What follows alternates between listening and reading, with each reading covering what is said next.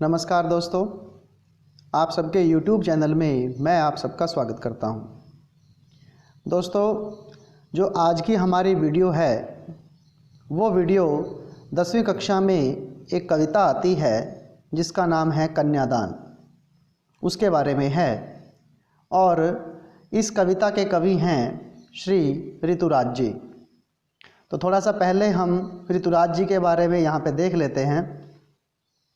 देखिए, ऋतुराज का जो जन्म हुआ था वह 1940 में भरतपुर में हुआ था।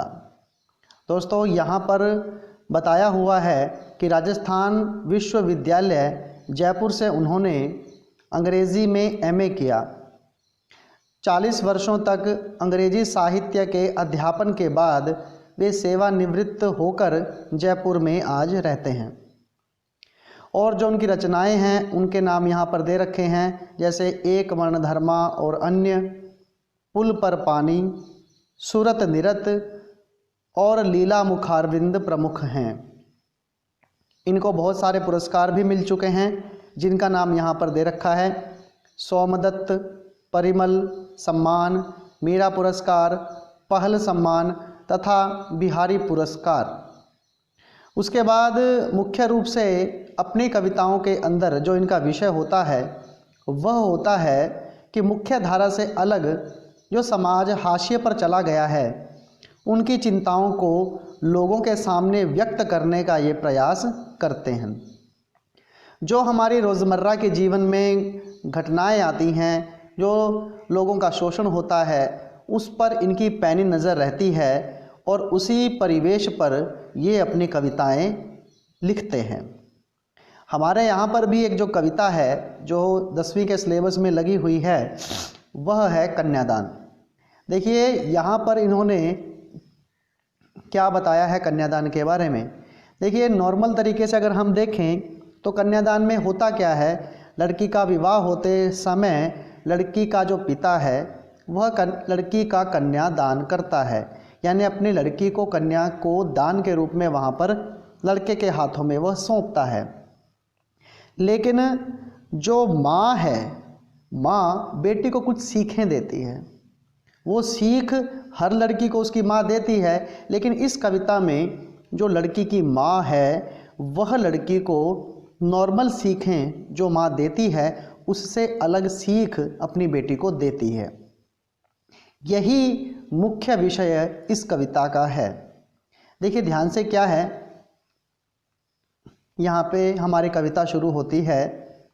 कितना प्रामाणिक था उसका दुख लड़की को दान में देते वक्त, जैसे वही उसकी अंतिम पूंजी हो।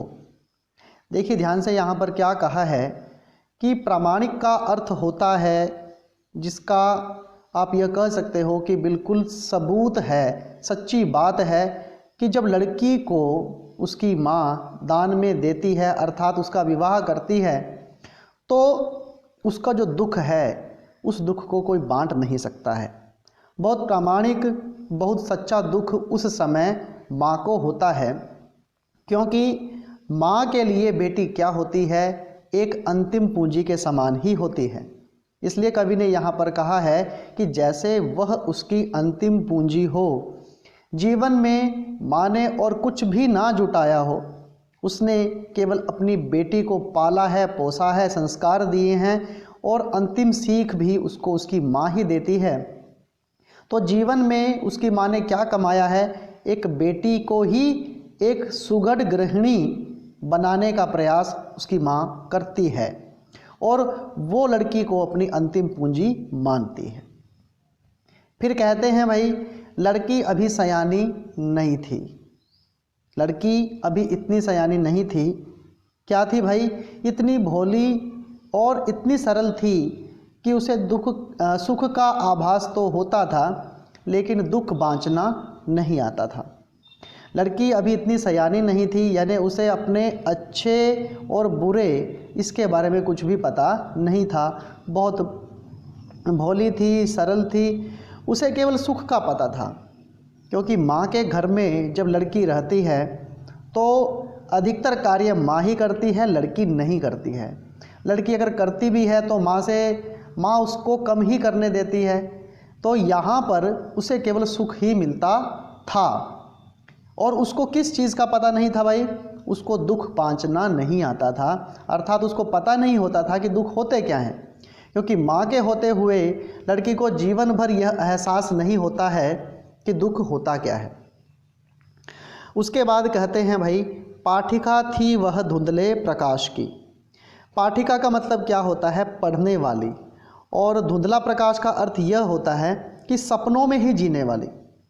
वह केवल अभी तक सपनों में ही जीती थी। और करती क्या थी भाई? पाठिका थी वह धुंधले प्रकाश की, कुछ तुकों और कुछ लयबद्ध पंक्तियों की। कुछ तुक होती हैं तुकबंदी करना, कुछ छोटी मोटी कविताएं लिखना। वो लयबद्ध, उसको वो पंक्तिबद्ध करती थी, यानी एक दो तुक मिला लेती थी, थोड़ी बहुत कविताएं लिख लेती थी। इसके अलावा लड़की को कुछ भी समझ नहीं थी। आपको पता ही है कि लड़की की शादी अगर कम उम्र में कर दी जाए तो वो अभी इतनी सयानी नहीं होती है। और इसी वजह से माँ को उसकी चिंता थी, क्योंकि उसने अभी तक दुख तो देखे नहीं थे कि जब ससुराल में लड़की जाएगी तो उसको किन किन दुखों का सामना करना पड़ेगा, इसका एहसास माँ को था।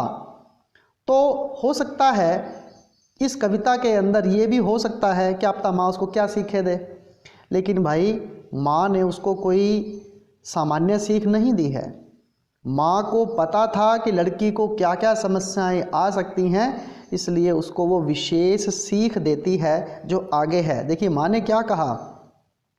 माँ ने कहा, पानी में झांक कर अपने चेहरे पर मत रीझना।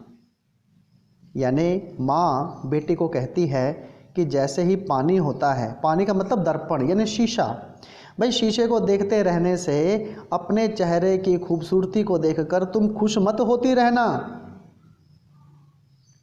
क्योंकि जब इंसान, जो लड़कियां होती हैं या लड़के होते हैं, जब युवा होते हैं तो उनको फैशन का भूत सवार होता है, तो वो अपने आप को सुंदर दिखाने के का जो है बड़ा प्रयास करते हैं। तो यहाँ पर माँ ने लड़की को साफ साफ बोल दिया है कि भाई अपने चेहरे को शीशे में लगातार मत देखना, ठीक है? अपने चेहरे पर ज़्यादा खुश मत होना। एक तो बात उसने ये बोली। और इसका सीधा सा मतलब यह है कि बनाव श्रृंगार जो है केवल तुम उसमें मत लगी रहना। फिर कहते हैं, आग रोटियां सेकने के लिए है, जलने के लिए नहीं। यहाँ पर माँ ने एक बात और कही है कि भाई जो आग होती है, जिस चूल्हे में रोटियां पोई जाती हैं, उसका प्रयोग केवल रोटियां सेकने के लिए करना है तुमने, जलने के लिए नहीं। सबसे बड़ी सीख ये दे दी है। क्योंकि पहले समय में क्या होता था, लड़कियों को दहेज के चक्कर में जिंदा जला दिया जाता था। उसी आग में, जिस आग में वो लड़की बेचारी सारा जीवन अपना खाना बनाने में बिता देती थी। तो माँ ने कहा कि भाई तुमने उस आग में जलना नहीं है, उन लोगों का सामना भी करना है, ठीक है? वो अगर तुम पर कोई अत्याचार करेंगे तो तुम्हें उसको सहना नहीं है, उसका जवाब देना है। यानी दब्बू बनकर मत रहना। माँ ने सीधे सीधे इसको बोल दिया है। वस्त्र और आभूषण शाब्दिक भ्रमों की तरह बंधन है स्त्री जीवन के। यहाँ पर एक बात और कही है माँ ने कि जो वस्त्र होते हैं, जो कपड़े होते हैं, और आभूषण, जो गहने और कपड़े हैं भाई, वो शाब्दिक भ्रमों की तरह है। जैसे शब्दों के भ्रम के जाल में किसी भी इंसान को फंसाया जा सकता है, उसी प्रकार वस्त्र और आभूषण देकर तुम्हारे ससुराल वाले तुम्हें फंसा लेंगे। यानी उनकी बातों में मत आना, वो तुम पर अत्याचार करेंगे, लेकिन तुमने उस अत्याचार को सहन नहीं करना है। और इसी वस्त्र और आभूषण के चक्कर में लड़की क्या करती है भाई? बंध जाती है। तभी कवि ने यहाँ पर लाइन दी है, बंधन है स्त्री जीवन के।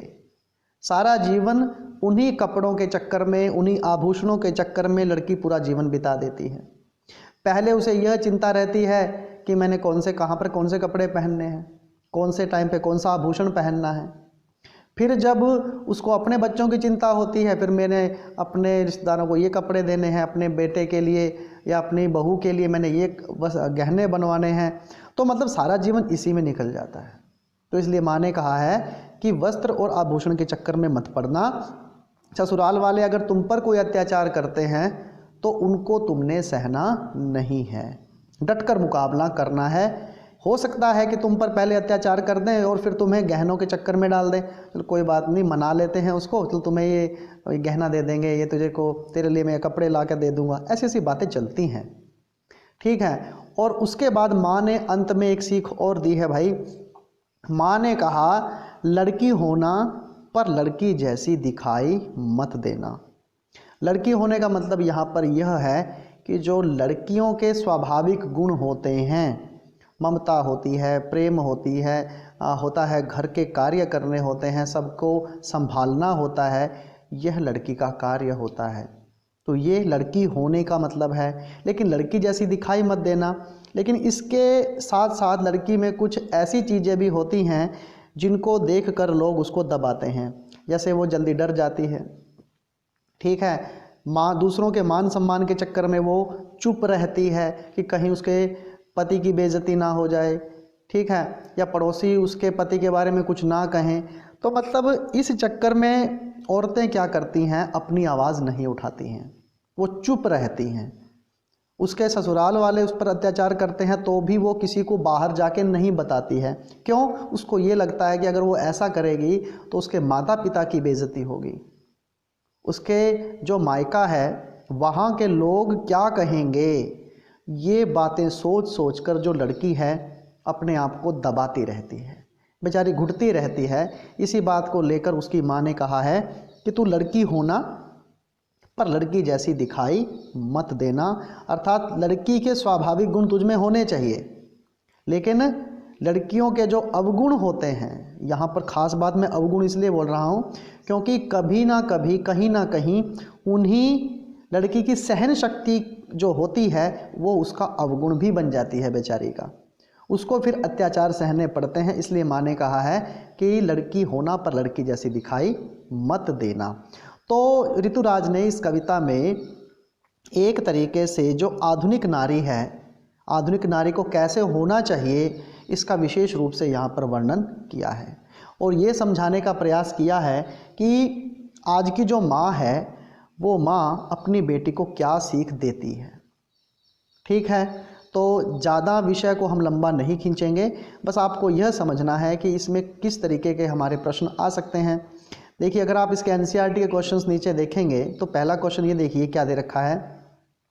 आपके विचार से माँ ने ऐसा क्यों कहा कि लड़की होना पर लड़की जैसी दिखाई मत देना, ये आपने सोचकर लिखना है। फिर आग रोटियां सेकने के लिए है, जलने के लिए नहीं, यहाँ पर 2 क्वेश्चंस पूछ रखे हैं।